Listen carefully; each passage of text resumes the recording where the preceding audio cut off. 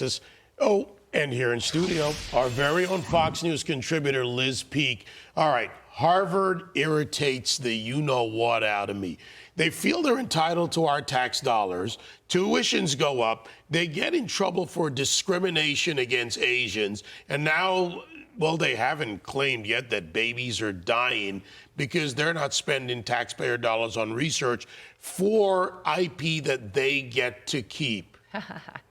Well, it is interesting to me that there's been so little revealed about where all this money is going. Hundreds of millions of dollars every year funding research. All we've heard about is, yes, in clinical trials for various kinds of cancer research and so forth.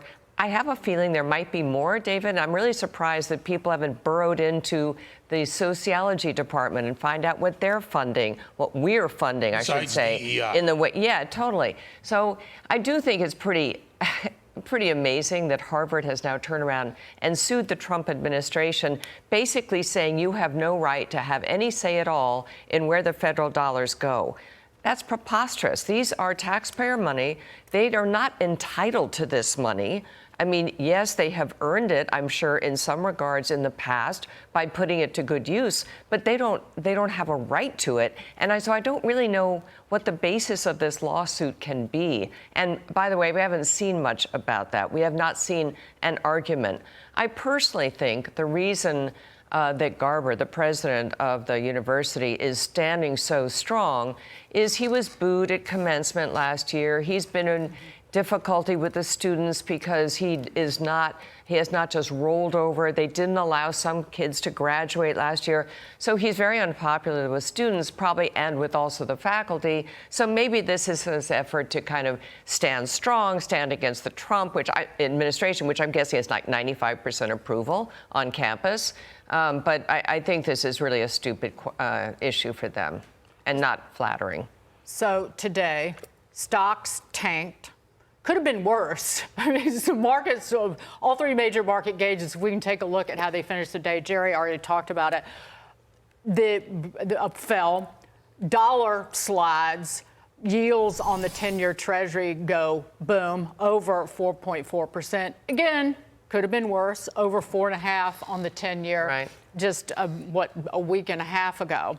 However, Liz Peek, everyone now, rather than just saying it's uncertainty, we're in no man's land with this the trade talks, people are concerned about a recession and the deficit getting blown out and us being in trouble with the debt and the deficit getting even bigger and refinancing the debt.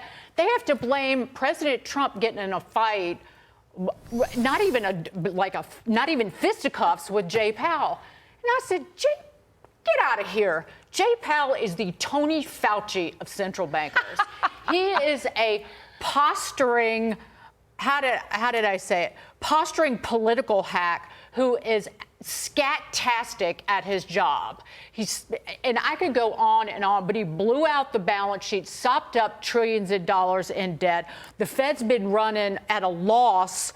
It's lost $225 billion in just the last few years, and the CFPB has been illegally funded by the Fed. Let me go on. But losing his job is not why the market sold off, which he's not even getting fired. 100%. And by the way, Jay Powell also put through a jumbo interest rate cut a month before the election last year for no reason whatsoever. I mean, unfortunately, he has been revealed to be, I think, a political hack. I think you're totally right.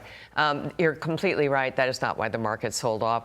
Who cares who the Fed chair is? I mean, honestly, if you think about it, was Janet Yellen a terrific addition to our economy when she was Fed chair? Has Jay Powell been terrific in that role? No, there's a lot of sentiment that you should not even have a Fed chair. You should just have a monetary authority that increases the money supply at a regular rate, get away from all this yin-yang, updates, down rates, et cetera, because as one of our Treasury secretaries so reasonably noted, the Fed's been wrong for 40 years. So it's not like this is some uber intelligent authority that's really directing our economy.